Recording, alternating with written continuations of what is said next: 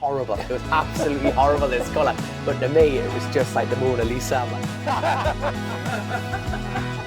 I miss him. I always will. That's the dream, isn't it? That is the dream.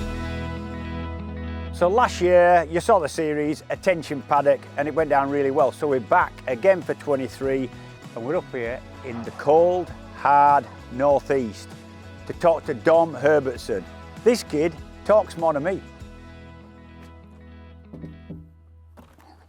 Hey, old lad, kettle on. Hey, always for you, mate. Get yourself in. Well, after you, sir. After you. Hexham, then, Dom. What a nice place. Oh, it's a lovely part of the world. It's called Northumberland, God's country. Now, you being a proud Yorkshireman, that'll probably go against your senses. No, we're at the family home here, the Herbertson household, and it's I would have taken you to my place, but I live in County Durham, and it's currently a building site, but I thought, bring you here where all the story began. Exactly. Well, I want to talk about that. I know your dad raced, dad's a keen motorcyclist. Most lads who get into bikes these days, it's because of a family connection, and yours is with your dad. Upbringing around bikes? Oh yeah, so well, actually I was I had an incredibly lucky childhood. So my family split down the middle. So my mother's father is a gamekeeper for the Duke of Northumberland. Right. So we lived out in the middle of nowhere. So one weekend I'd be out making shelters, making fires, and like trying to chase rabbits down with sticks. I sound like a wildling when I say that, don't I? You know, proper rough upbringing. That's it. And then my dad's dad, he built BSA Gold Stars, which is what's behind you now. Yeah. Absolutely cracking. Beautiful. And he built race bikes for people. My granddad never raced. He was in the RAF, and he used to help people out, as you can imagine, people in the services. If you've got a lathe and you've got access to good engineering files, you're everyone's best friend, aren't you? So lucky for me, I was growing up with learning how to maintain motorcycles, and then the other side of this is what got me into my full-time job, but that's a different story for another time. But me growing up, my dad was never in the modern scene. Yeah, classic man, wasn't he? He was a classic man, because he actually bought his first race bike from Steve Hislop, which is from where we sit now, it's only like 20 miles away, because we're like a Hoyk area, and we're literally just an arse end off it. So it's a lovely part of the world. And I actually know that bike. It was a black and red Formula 2 Yamaha in a TZ chassis. I tell you want to get me dad on here. He's much more of an interesting fellow than me. I remember I was racing at the same time. I remember my dad going to get. He told me the story anyway, and he went and got it. And Steve didn't even pull it out the bottom of the. He kept it in his mum's house underneath the stairs. And Steve opened the door and just went, "Well, there's the bike." And my dad's going, "Well, can you pull it out?" And he goes, "Well, why do I need to pull it out the shed?" One thing about Steve, it would be mint. Everything was flipping mint. Aye, with Steve. And that's like, unfortunately, my dad raced at a track that they no longer have, and you know yourself, like then there was tracks everywhere. You could go out and race. It was, all military bases, all airfields. Fantastic, and it was a place called Almel Barracks, which is just on the military road, which runs Hadrian's Wall. Yeah, and my dad, a bit of a local guru around there on the two strokes, and then my dad's got timesheets for like Joey Dunlop and Chris Palmer, and it's mad to think that you think they race there. Well, every man and his dog who's raced a motorcycle knows Joey Dunlop and Chris Palmer, and it's mad to think that they came all the way up to Northumberland to race at a barracks. The race at a barracks, and the amount of country bumpkins and the botherers who are going around don't even know what history's there. No, for our sport. The thing is, when you're starting, you race anywhere anyway. Of course you do. Don't matter what. I used to race at a place like Elvington and Carnaby. Not brilliant circuits, but it's racing. Get you out on your bike. And like, I tell you what, you and me could end up down the political route of motorcycle racing very, very quickly. Why are we not racing more? But no, my dad was very lucky that he had that, and he bought the bike from Steve. And my mum and my dad were married at this point, and he said, "I want to go do the Manx Grand Prix." And he totaled his bike, absolutely totaled. Not at the Manx Grand Prix. Not at the Manx Grand Prix. This is beforehand when you had to get your signature. Well, you didn't even have to get your signatures to go racing there. Your national licence. That's it. And my dad was just like, right, let's just get the practice in and go. Bang, there goes the front. Steve Hislop's bike, cartwheeled into oblivion, absolutely smashed it to bits. Now, my dad is a jack of all trades and the master of them all in the same breath. He can weld anything, but you can imagine the state of this motorcycle. And he had to sit the Manx out, and my mum and dad made the very, very big mistake of deciding to raise a family. So so I've got two older sisters and me. So you can imagine that financial side of it. He went, well, we'll have a family. And my dad being a civil servant, my mum like raised us up in like we couldn't afford childcare or nothing like that. And so we're raised up exactly the same, but you've never met three totally different kids. It's phenomenal. You would actually like my sisters. Because me, I'm just irritable as hell. My sisters are very respectable. Oh, there you go. Very respectable, you know what I mean? Yeah, I've got three sisters, not so. I think I'm the respectable one. Right, there you go. Were you always destined to race? Did you always, from being a kid, seeing your dad around bikes, because you didn't get an ACU licence till quite late, if I remember, probably 17, 18? 21. I thought it was late. When Yeah. kids these days are looking to get into racing, talent cups, motor streets, they didn't. 14. But the mad that that's it, even younger, like kids are getting pushed on the motorcycles at Mini 4, motors and then it's like, and yeah, again, we'll end up down that political rant.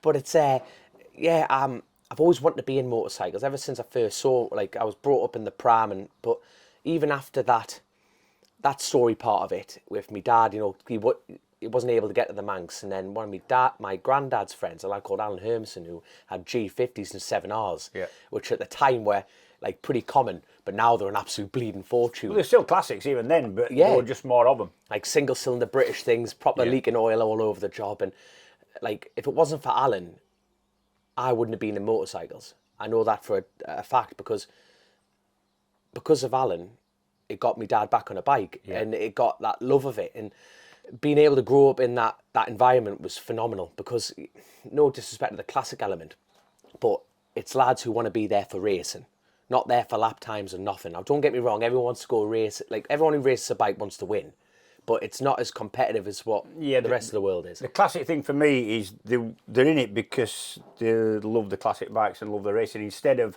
thinking they're going to be World Superbike champ in 5 years, like a lot of kids think. It's like the X Factor generation, isn't it? That's exactly it, you know what I mean? And you got more of a kick, and I grew up in that side of club racing, So was it very much your decision to start racing? 'Cause it seemed like it was. Oh, 100%. This wasn't a dad saying, right, come on, we're going racing. No, not at all, and it was, growing up around bikes so much, I always wanted to be in it. I wanted to be a motocrosser. My dad used to film like videos of like Paris per se and and everything, I wanted to do that.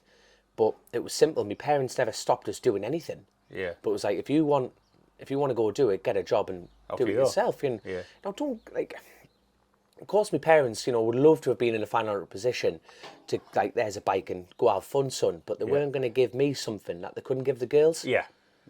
And I'd be, that's very much stuck with me. But I got a bike license. I wanted to get my race license. So my dad said, if you get your road license first, you don't have to do your newcomer's year. Yeah. And then you can just skip all that. So at 17, couldn't afford to do it. 18, I was like doing an apprenticeship with forestry from like 16, and I was putting myself through my tickets, so all my money was going back into my education, my skill set and my trade.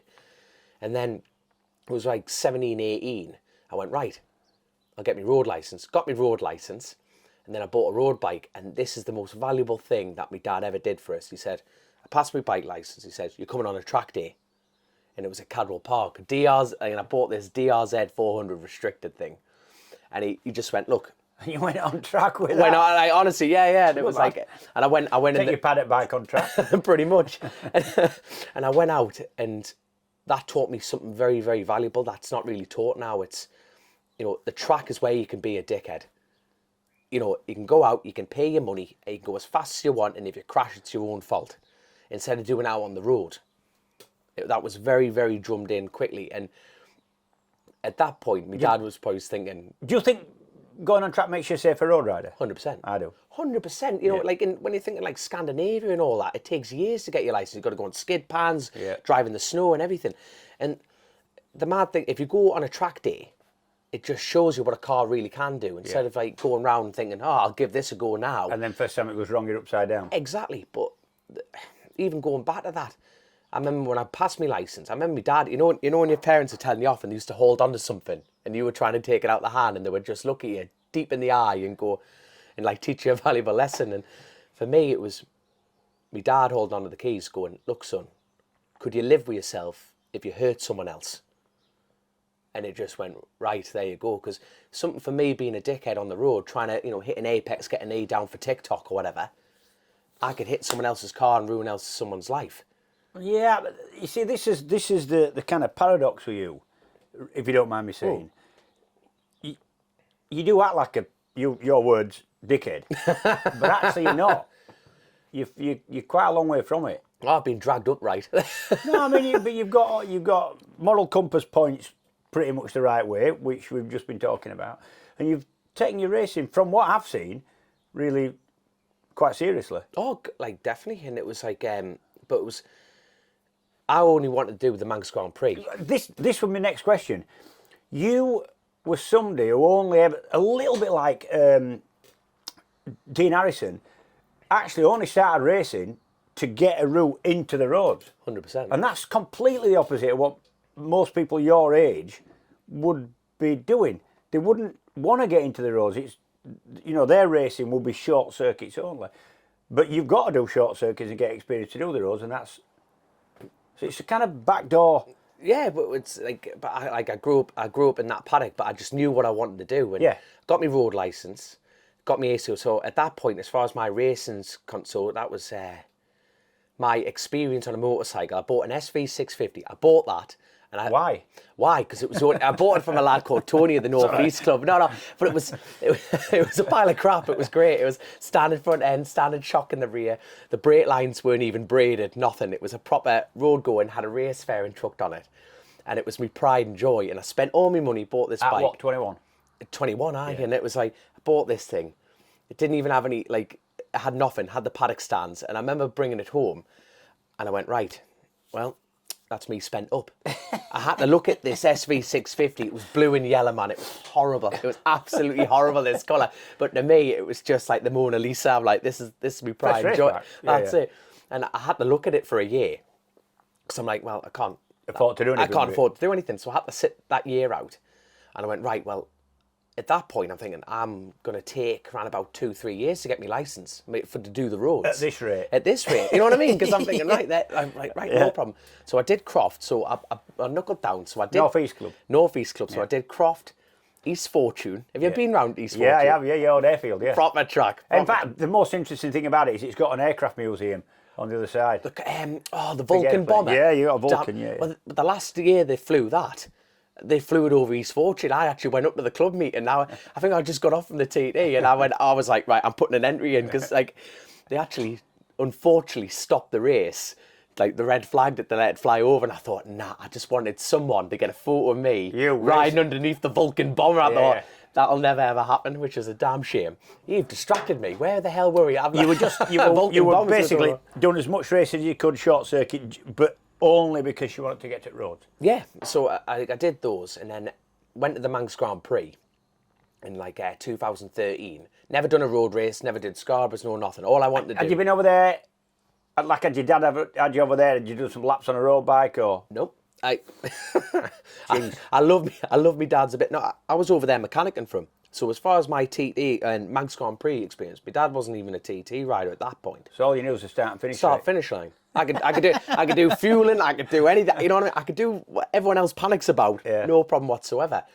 And my dad was that busy. You know, we never went for laps or nothing like that. Yeah. Nothing. And even learning the Manx Grand Prix, I was watching onboards. And I remember my dad coming in and he goes, well, that'll only teach you so much. I goes, what are you on about? He goes, well, you just need to learn where it goes left and right for your first year. That's the best advice I've ever had. Don't overthink it. Don't overthink it. Yeah. And I remember getting there and I'm like, you going for a lap then? He goes, no, I'm not taking you for a lap. You learn it yourself. I'm like, proper hot, like, it.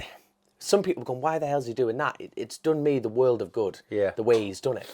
But I remember getting to the Manx, and because my dad raced classic bikes, I remember pulling up and park Fermi for the first time. I was the only one on the grid without tyre warmers on an SV650, standard brake lines and everything like that.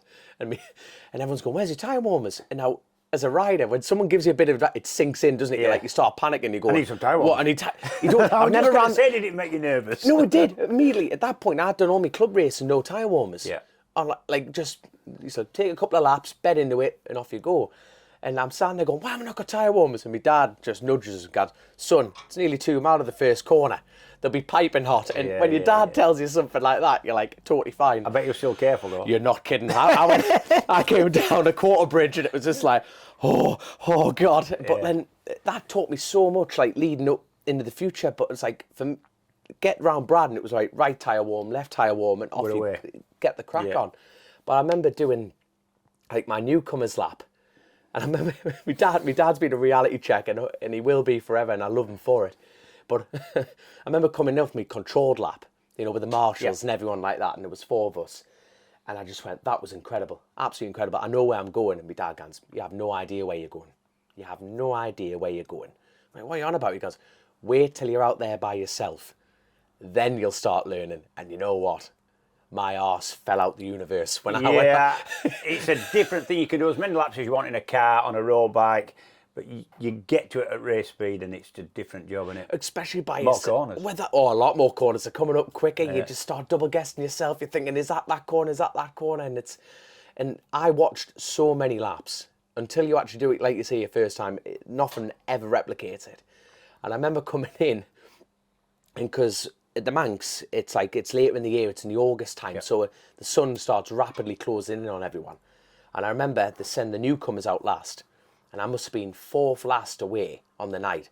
And I remember coming over out of Ramsey before Windy Corner, and the stars were coming out. Yeah. Lights were getting turned on. It was just like in Douglas. Do your SV still have lights on it, or? No, it was there. I know it should. It would have been better off for that. Yeah. But I remember coming over there going, like, I will never not do this track in the rest of my life. I was just going to ask you, your first Manx, most riders in my day did the Manx 4 TT. A lot of people now just want to do TT straight away. Right. But you know straight away, within a couple of laps of going around there on a closed road, you know whether it's for you or whether it isn't for you. How many people do you know that have said they didn't like it? I've known a couple who've done one lap and got off. And really? Said it's not for me. Yeah, one of them's Bob Collins. Great rider, great short circuit man. Top super stock goer in British Championship. Did one lap. And this is after putting a real good campaign together to get there. Yeah. And he just said, it's not for me. And that almost takes more guts than going and saying, I'm going to get through this year. So did you know straight away as you were going around? 100%. I thought you might have. 100%, because it was just, at no point my dad said, oh, you'll love this. And no one was... That was a good thing about that environment. No one was putting pressure on you to go, oh, you'll feel like this, you'll feel yourself. Like that. 100%. And it was like, for me, getting to the Manx, I thought, I'll never get to the Manx. Yeah. You know what I mean? And you know that stupid thing that everyone says to me, I'll do this once and that'll be me. You know. Like a bucket list thing. Like a bucket list. I thought, I've worked that hard. I thought, I'll never ever get a bike. Never had a motocross. I first got on a racetrack at 21. Yeah. I thought, right, well, you know, there. That's kind of old school, all that. Oh, 100%. Because in my day, when I first started racing, it was the odd person who had a rich dad. Most of them were like miners and working class lads who had to get to 21, 22 before they could even afford to get anywhere near the track. So it's kind of old school, what your route through. But I had no idea what an Apex was, didn't sit on a motocross bike, like no trials, no clutch control, nothing. You know, like all I wanted to do was be a motorbike rider. Yeah. And I remember coming in, like getting over the top there, like Windy Corner, seeing everything turn on, I went, if I only have to do one race for the rest of my life, it's round here. Yeah. But at that point, it was just finishing. And I remember coming in, and I think, you know, the 3 lads who set off behind us, they went flying past me. They were newcomers. These after the control lap? Yeah, after the control lap, by myself, and I'm going, oh my God, these 4 lads have passed us. And I remember coming in, and we had a £200 caravan. The crappy order on the side. No, but my mum, I could sit here and talk about my mum all day long. She's an absolute angel. But like, we had a £200 caravan that we bought from a lad in Hexham. Crappy awning. My mum could make a full Sunday dinner on this. And I remember coming in through the awning, and I just went, that was the most incredible thing I've done in my entire life. And my mum's face just went, oh no. Shit. Because I had the same look on my face that when my father has. You know what I mean? It was just like, this is absolutely mind-blowing. And I went, right, I'm going to go get my timesheet. Because I've come off this mountain going, I've got to be on the front sheet. You know, I was scratching. Did you get a lot of people come past you or not? Only 3 behind us, Right. but I was on the twin. They were on 600s. Yeah, so they're going to come past you and anyway. I'm like, right, yeah, no, I'm all right. And I was by myself and knocking the gauge off. And you've gone from a controlled lap to going into like Ballacrane, and you're like braking as late as you can. What you thought was braking as late as you can. And I remember coming in going, I can see me winning this. First time here, I could see. Did you?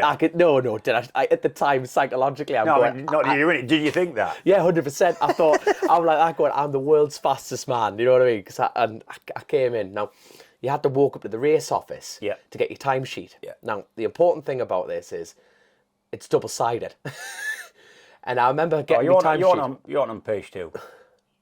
I was at the bottom of page 2. I was at the bottom of page 2. Dom. Mate, I looked at this front sheet, must have been 4 times going, they've missed my name. They've 100% missed my name here. Turned it over. I was second off the bottom, and my lap speed was 73 mile an hour. Yeah, but that's on an SV650. No, that's crap. That's what that is. But how many newcomers were around John SVs? Not many. No, there was a fair few. There were lads banging in 100 mile an hour laps. Was there? On the first time. I mean, there was some right absolute, like, it's mental. And I thought, oh my God, like, what am I doing? But then I thought, all right, immediately my attitude dropped. I went, yeah, right, we'll build up into it. And I remember my dad coming in from timing the 350, and he just burst in, he just went, right, where's this timesheet? And I'm just like, I'm trying to hide this timesheet underneath the desk, underneath the table even. And he just comes over, rips it out my hand, front side of the sheet, looks at me, turns it over, looks all the way to the bottom, and he goes, well, you'll never make a TT rider, will you? Put the sheet down and walked off. Thanks, Dad. Thanks, Dad. But at this point, my dad's never ever put pressure on me. You know what I mean? Doesn't matter what result. I've never even remotely went near the front of the club race. Nowhere near. Like, and I mean, but with the Isle of Man, that's not a bad thing, if you don't mind me saying. 100%. A slow burner there. I mean, I was quite the opposite. I went and I was doing really well at short circuits at British Championship, and I went and did Manx and nearly killed myself, honestly. It was just because we're desperate to be quick and to win newcomers. And so it's not, I've known a lot of people at the TT have kind of built up and Shuey, good mate of mine, one of them, got quicker and quicker and quicker. And then he's doing 126 mile an hour at the end, you know. So it's not a bad thing sometimes, that. No, and I think for me that was really important, because like my dad, now people probably watching this to be going, what an absolute far from it. You know, that's just the northeast dry sense of humour element. Yeah, of course it is. But at the time, I'm not going to lie to you, I thought, right. Bugger. It was like, I'll show you. So it went from a bit of fun for me to go, actually, you know, I love the place that much, and let's just work at it. And we finished the Manx Grand Prix weekend on a standard SV, and we did 109. It's good, that. You know, and that was without tyre warmers. Yeah. Still didn't put any tyre warmers on. And that's on a bike that probably, I mean, what would the twin record be at that, about 118 or something? On the Manx, it would be even, I think. No, but I mean, at the TT, it wouldn't have been 120 by then, would it? No, I think Dean won it at 119. Yeah. That, like, you know what I mean? That kind and that would have been a lot better bike than you were on, so you can take a 3 or 4 miles an hour off for that. So it wasn't that bad, would it? But like you say, that slow burner element definitely worked, because, you know, you think you're scratching, you think you're pushing, and that's when you're in danger. Yeah, of course. But when you take a breath and go, but that, like, a bit more knowledge, you know, and that's the thing. And that's what the most irritating thing, and that's where the challenge is with the Isle of Man, and you know that yourself, is the harder you push, the worse your lap time is. Yeah. So in turn, does that not make it safer? Because you say to yourself, right, calm down, I'll go faster. It's true. But on a short circuit, you've got to put a gum shield in. You know, you look at your time going, shit, go faster, go faster, go faster. I think that's particularly correct or right early on in your TT career or your Manx career. Because you rush, you're running too deep, you scare yourself, you rattle for the next couple of corners. You know, you need to flow there, but especially not rushing at your first couple of goes there as a big thing. That's it. And like at that, like when I did that, I was nowhere near, like, you know, the front times or anything like that. I thought next year go back and prove a little bit more. And I remember sitting down when we were watching, I think we were watching World Superbikes, both me and my dad. And he says, he didn't even look me in the eye, he was just watching the telly straight forward, and he goes, you ever considered doing the TT? I went, hold on. We went from not being, hold on, what's going on? And he just went, no, why don't you go to the TT? So how many maxes? I thought you did 2 maxes. Just one? The one. Just the one. And I said, right. And for me, that was a huge respect thing. You know what I mean? That was like... Yeah, he's changed his mind a bit. You know what I mean? And the good thing is, my dad never took me racing or anything. I only saw my dad when he was racing. Yeah. You know, I got the van, packed it myself. That's how he was taught. And I'm glad he did that with me. Yeah. He'd say, he just went, right, get in a van and go teach yourself. Yeah. And for me, for my dad to go do the TT, you know, why don't you... Never said, go do it. Said, have you thought about it? And I went, bloody hell. Yeah, you know, I'm a man who can't say no. That's my problem. It got me a lot of bother with that attitude in the past. But it's like, yeah, no, we'll go for it. And I put a big bike entry in. I was just going to say, which classes did you? No disrespect, but SV650 it's a big step to anything. 100%. So and I put an entry in for all of them for the TT, and I remember I actually got the I got the approval entry confirmation on my birthday, but very wisely they didn't give me a big bike entry. Never in a big bike, never in a 600, nothing, zip. And they gave me a 600 entry in a big bike and a twin, but then you could have like reserve numbers. So if you go over, you don't qualify, tough stuff. So my first TT number was number 94. Yeah, that's a low number. That is a very, very, very, very low number. But I'm very, very grateful that the organisers went, right, actually, you know, they do the homework at the Isle of Man. Yeah, they do, yeah. It's not like... They never used to do, but they've had to do. They have to, and, you know. And they're good now. And that's why they are in the position that they are correct. now. Yeah. It's because they go, right, well, they've seen the attitude, they do the homework on you. It's not because you're fast, it's because of your attitude. Yeah. That's what that's even to now. They don't, it's an invitation. Yeah, they don't want people there who are or potentially going to try and make a name for themselves. Yeah, and bring them any kind of disrepute. Exactly, and that's how you're surviving, like especially with now with insurance and everything like that. And it's good that they did that. So me and my dad drove up to Glasgow. We were looking through Auto Trader and like eBay and that, and we found a road going like ZX6. So drove to Glasgow, paid for it. We put a race fairing on it and a Maxton rear shock. That's it. Bought tyre warmers and put some brake lines on it, and I thought this thing's going to be mental. I did half a track day at Darley Moor on it, on a 7-lap Dunlop. Yeah. Because we weren't doing any tyre changes or nothing like that. I went, right, no problem, I know what I'm doing. So my first ever race was down... On a 600? On a 600 was down Braille. Cool that. And we went from... Because of like the softness, like... and at this point, I knew nothing about suspension, nothing about tyres, no nothing. And we actually, like, I was going round for all of practice week until the last night. I was doing 102. So I was doing 108 and 9s and stuff like on the twin. We were pulling that out and just going, I'm like, I'm not fit for this. My dad's right. I'm, might as well pack up. And someone said, why don't you try this tyre? You know, and was that because you were a little bit sort of scared of the bike because you'd never ridden one, or was it not fit for purpose? It was like, it was like it was moving the pads back in a straight line. Yeah. But at that point, I'm going, there's no brakes. I didn't know at that point. Pad knock back and all that. I didn't even know pads could knock back. I'm thinking, they're in a metal cage. How the hell are they moving back? And I'm going, well, there's no brakes. Like, but I was that naive. I'm going, well, this is just a 600. You know, just ride faster. Just ride faster, ride faster, ride faster. And I came in and I spoke to a couple of lads higher up and they said, well, that's a bit weird. He goes, well, why don't you just put a really soft tyre in? I said, all right. Bunged a soft tyre in. That night, I went from 101 up to 119. Honestly? Second flying lap. It went, but that wasn't like scratching. It was just like, oh. This is what I should be. It's in a straight line. Yeah, it wasn't clapping nothing. It was 119 like that. And I came in and it was like, my dad's like, well, what time do you think you did? Yeah. 100, 103, 104 wasn't much quicker. He goes, no, you've done 119. I'm like, that'll do. Now we're sucking diesel, you know what I mean? I'm like that going, and like my first race, I got like a finishing medal. And then the next race after that, for the second super sport, I got a bronze, and it was like 50, no, like 38, and I was First just, TT replicas are good, isn't it? oh god, like people don't understand what that No, they means. And don't. you could, like, for me personally, like I've got like loads of like little things and stuff like that.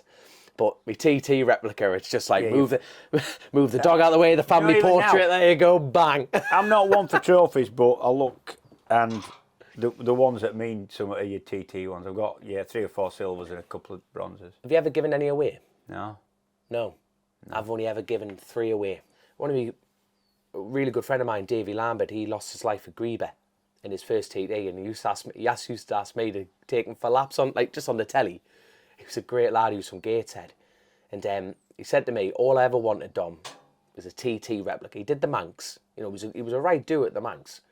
He said, "I want a TT replica on my mantle," and unfortunately, he lost his life. And when his wife Tracy, I said, "Look, there you go," and I've given that away. And then one of my friends, I gave him one. He shortly lost. Like, people that meet to get a rep for me, no one makes it out alive, but they mean that much to us as riders. Yeah. And you think, well, there you go. You've helped me. Yeah. Have one back. I get it. I kept on mine. The TT ones, not easy to come by. No. So you just think. You see them up on eBay and stuff like that, and you think, "Whoa, it's desperate, that, isn't it? It is, and you feel like when I see one come on eBay, I'm like, "You poor son of a," you know. Yeah. You do, don't you? You think you've had to give that. You're in that desperate situation. It's almost situation. like, I mean, it isn't, and any military person's going to flipping hound me for this, but it's like, you know, when you get an ex-soldier with a load of medals, and they end up selling them, you think, oh, it's a little bit sad, isn't it? I know. Giving them away is a different thing, because you've got to read into that. You talked about losing a friend there. You lost your best friend, and I know it's going to be. I don't know how you're going to you feel about me asking and you talking about this, but talk us through last year, because you were just mates. You had the podcast together. You lived really close together. You spent a lot of time away from racing together.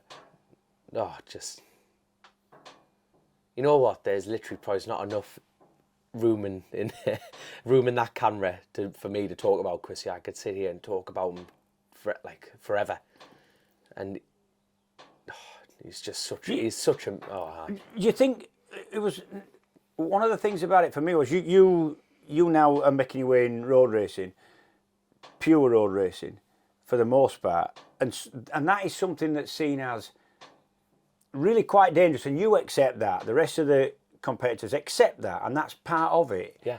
And that's, you know, for a lot of people, that's one of the reasons. The risk element is one of the attractive parts of it. You've got to be able to do your job properly. You've got to keep yourself safe. You've got to be organised. You've got to ride within yourself. But yet, Chrissy lost his life at short circuits, at probably one of the circuits that would be considered the safest. A little bit of sort of irony about the job. It's, you know, me and Chrissy spent so much, like, I actually moved from like Northumberland to County Durham to move closer to him, because he came up with the concept of building a podcast. Yeah. And at first you're thinking, you know, it's a couple of lads chatting, how hard can that be? Yeah. And it just absorbed both our lives in a positive manner, and he was such a driving force for that. And I'm so lucky that I got to see Chrissy on his highest times and his lowest times. But what that got to mean is we've spent thousands of miles. We've come and interviewed you a couple of times. Van time's important time, isn't it? It is, and you know, and the best conversations we've ever had is barely speaking, but we got to speak about every detail in our lives, and especially in this sport and the risk element. Yeah. And even now, like, I'm like Grace and the family. Grace is his little sister, and they wanted the podcast to continue, because when Chrissy went, I was all up for going, well, why am I doing it? It's over, yeah. Well, it's not even that. I went, well, why? You know, me and you built this together, and yeah, that was the fun element. It's gone, you know, that's totally gone, and I was all up for going, right, there you go, that's move on, you know, without him, there is no pod. And when his 17-year-old little sister comes up here and goes, I want to continue this for Chrissy, because Chrissy was more about helping other people, because like even through like COVID and everything, and the strength that pod gave to others, yeah, of helping, and like like constantly talking in a mental positive attitude, and yeah. And for a lot of people ask me, going, has it not made you think about the risk element and stuff like that? kind of had a little bit of that in my question. Yeah, That's what. and it makes you think. Like, and I spend time with his family, and if Chrissy wasn't the man that he was and is, I would have stopped. And me and Chrissy had those chats in the van. He lived for this sport, and if you stopped him from racing, Well, you couldn't have done. it wouldn't have been him. No. And he's such a strong person, and like for me, it's I'm hungrier than ever. I'm hungrier than ever, and I miss him to bits. But now it's purposeful.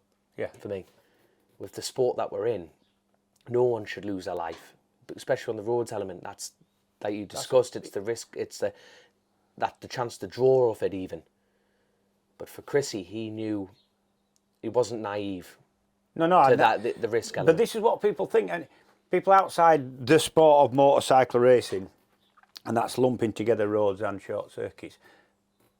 From the outside, they think you're thick. You're flying about on a motorbike, taking risks, and actually, the ones that do well are quite the opposite. 100%. They're the ones that you can't make an educated guess or a calculated risk if you haven't understood the risks. 100%. You can't just put them to one side and think it's never going to happen. You have understood them to calculate what your risk is. I couldn't agree more. And you knew Chrissy on a personal level as well, and he was so intelligent, so calculated. You know, Yeah. he was a math magician, for crying out loud. You know what I mean? You can't get physically any more calculated than him, and that just shows what this world meant to him and what the BSB did for him, for that send-off at Brands, and what the world thought of Chrissy. Just showed the mark that he left. And yeah, but I wanted to talk to you because the paddock lost somebody, but actually you lost more than anybody else, except his family, I guess. Oh God! And I mean, it's the world does not deserve that family. They are, and they're just the centre of their universe was Chrissy. That's been stripped away from them, and it just shows that they've got so much respect for him that they're not downtrodden the sport or nothing like that. They're unbelievable. Proper Northeast family. Proper Northeast family. And I'm sorry, I keep mumbling. I keep thinking about him every time. No, you know what I mean? No, it's like I miss him, and I always will. But just got to win a senior now. Get a Hickman out the way and win a senior TT. I'll tell you what. Do you want to show me around Exham? Mind you, I can't afford to live here. It's a bit of an upmarket. No, it's an upmarket area, isn't it? It is. I know. Yeah. Like I say, my dad, my mum worked very hard to live here, so fair play to them. But no, I'll be more than happy to show you around the place. No problem at all.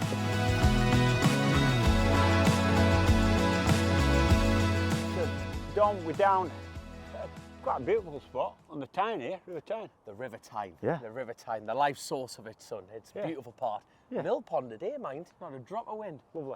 It's like this is turning the country file. I love it. Yeah, nice.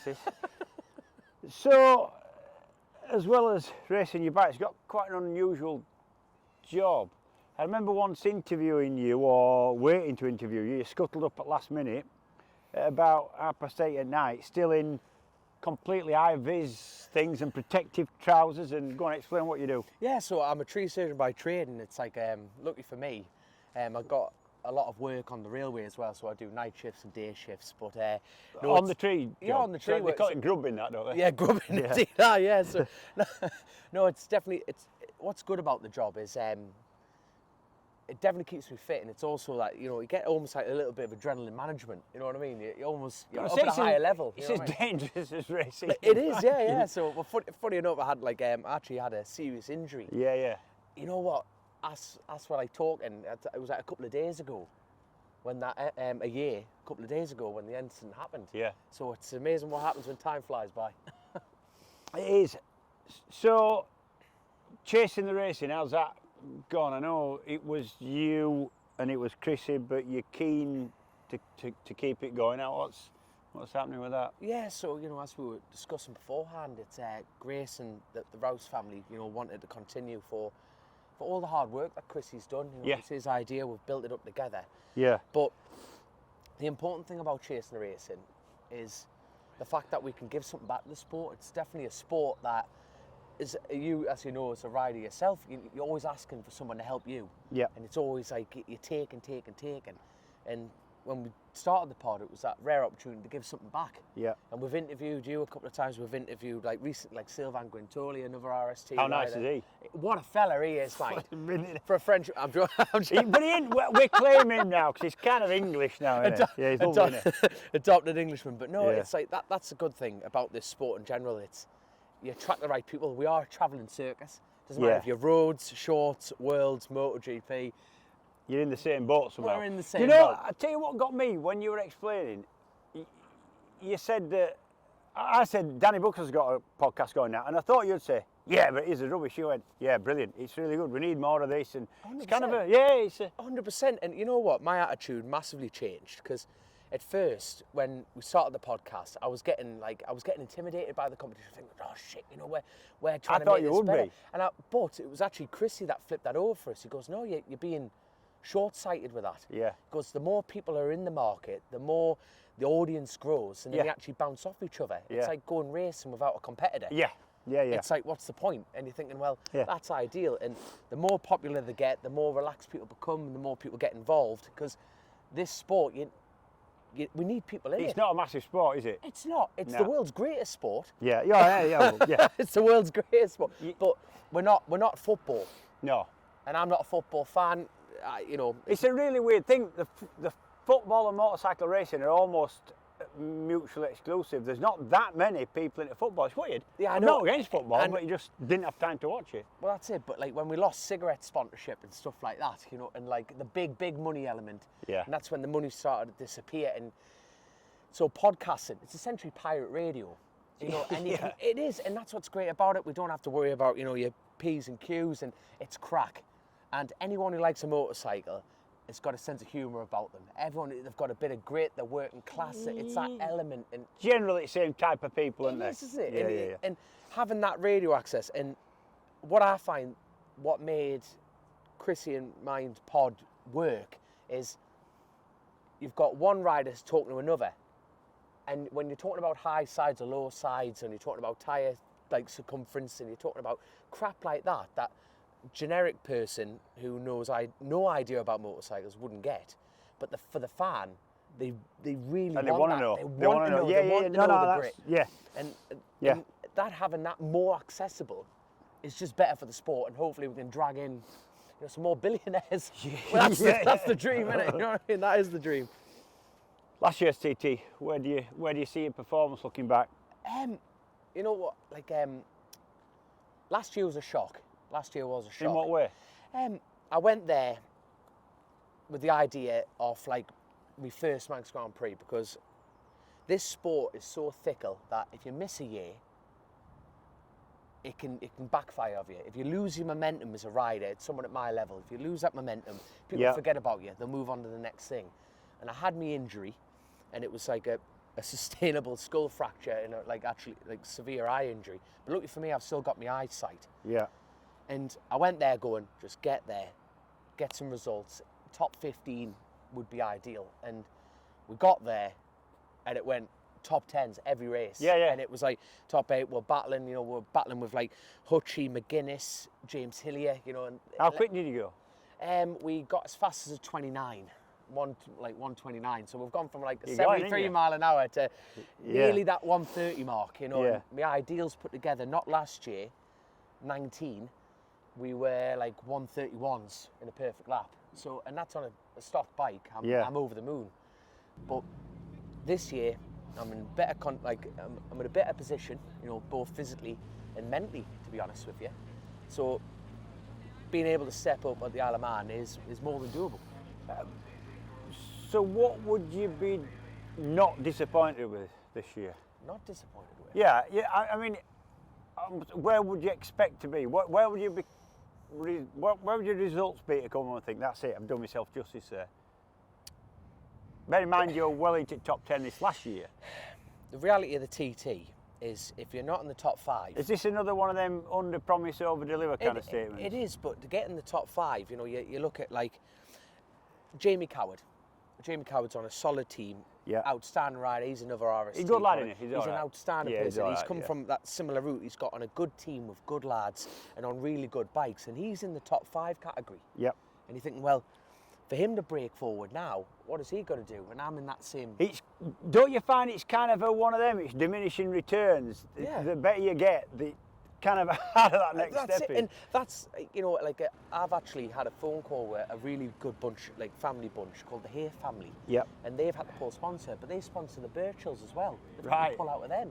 You know, they've had, you know, circumstances at their end Yeah. that can't put money back into the sport. And you kind of get to that point, you know, like, to go faster, you need to be putting new tyres on. You need new, faster That's what I engines. mean. But it's almost exponential. Exactly. The nearer the front you get. Exactly. And like the year coming into last year, I got promised a fair few things. I thought I've made it, and I thought this is starting to turn. Get a for bit us. of Here we go. momentum here. I'm going to be on a team bike and everything, and I got dropped royally in the shit at that last minute, and I was like, oh God.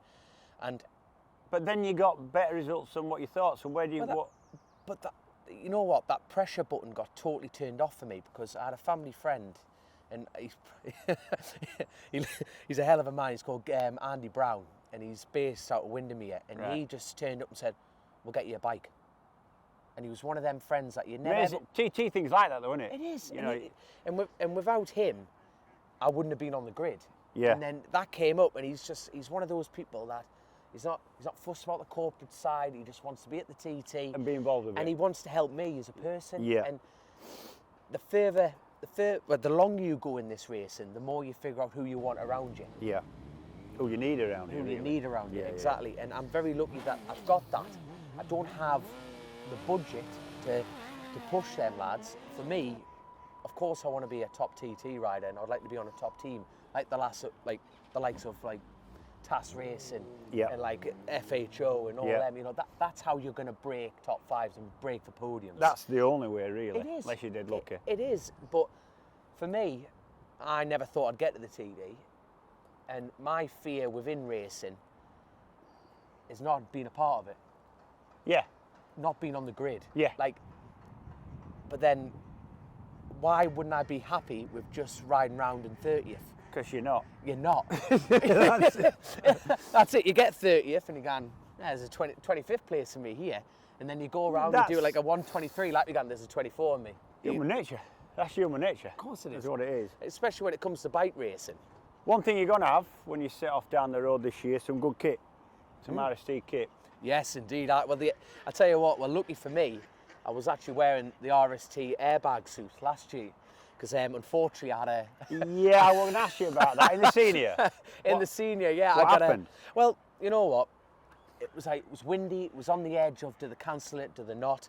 And we got up to like top 5, we were sitting around 5th, 6th, and I was in front of like some seriously top lads. Yeah. And you're getting a pit board going 5, 6, and I thought I can go for a 4th here. You know, I felt the momentum, I was feeling comfy, nothing dangerous. And then I came through Glen Helen, which, as you know, it's like 5th gear. You're just, even on a stocker, you're just holding it stretched. Yeah, and you're kind of hemmed in with trees. There's a big banking on your right. It's a proper corner, isn't it? It's a proper corner. Yeah. And I went through the turn, and I came into Glen Helen too, and the front just lifted on us, just with the wind picking up. There's actually footage of the black dub of the thing rattling. Yeah. It's just when the valley started to open up. Now, the wind just picked up the front, but that didn't cause the crash. It's the marshmallow riding it that caused it. 100% my own fault. 100% my own fault, because I tipped in and I thought, front's gone, picked it back up. I looked for that correction on the right hand side. There's like a slate wall. Yeah. I should have rolled the throttle more to get round it comfortably. And I went, no, I'll make it. And I've learned from that mistake. I just went, I can make it, instead of actually being more calculated. You run wide? No, I actually run wide a little bit, and I went for the correction on the right and caught me wall on the levers. So the levers caught the wall and dragged us off the bike. It ran about, on the telemetry, like 105 mile an hour. So it came off. Unfortunately, I've hit the wall. My poor bike took the absolute blunt of it on the front end.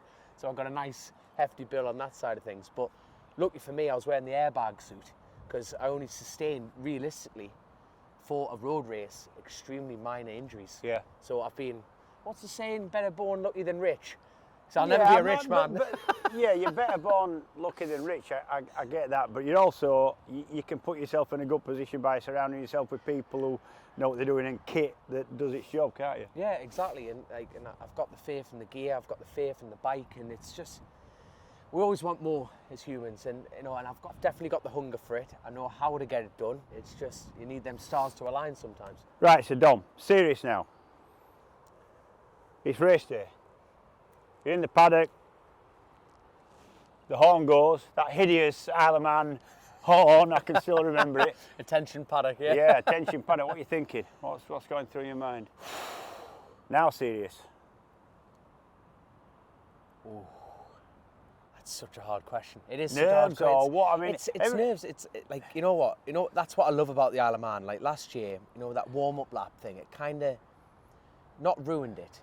But they had to do it with safety. I understand but that's why what a lot of people have said that. But what I like is getting up at 10 o'clock in the morning. Yeah. No warm-up lap. Yeah. Putting on your socks in a Pacific order, left to right.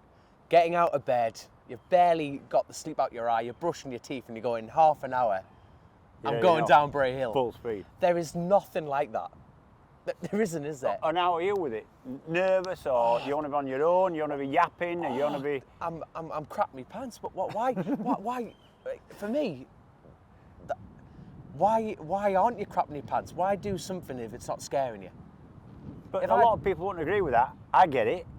Yeah. But a lot of people wouldn't get it. Wouldn't get that. It's the challenging element. The Isle of Man is such a rare race because you are going off by yourself every 10 seconds. You're not in a mass start, you've got nothing to gauge off. And if you're not there racing yourself, you shouldn't be there at all. So the fact of like getting up at 10 o'clock in the morning, putting on your socks, putting on your boots, stand there, you're walking up, you've got everyone around you that you need around you. You're putting a helmet on and you just sit there and it's just like, you know what it is when I get there? Relief. Because you've got there. Helmet on and you just go. Just me. I'm here. And you're just like, come on. And then it's really quickly followed by, don't stall. do not mess this up. It's like, imagine, have you ever stalled on the start? No. No, and nor do I. I will happily burn a clutch out before I stall. It's just the whole world's watching you and you don't want to mess it up, but everyone probably gives you the same answer. You can't really put it in the words, but you can't. But it's just, even smiling about it, even on your crappiest days, just getting there and just going for it against yourself that's all that matters for me. Go on. Cheers, man. Thank you very much. Well, thanks for watching. Really hope I haven't bored you and you've enjoyed the show. Cannot wait to catch up with all of you at the TT. Really looking forward to getting there myself. But before I go, shameless plug for the RST guys. I put a great show on. Please like this video and subscribe, which is around about here, I think.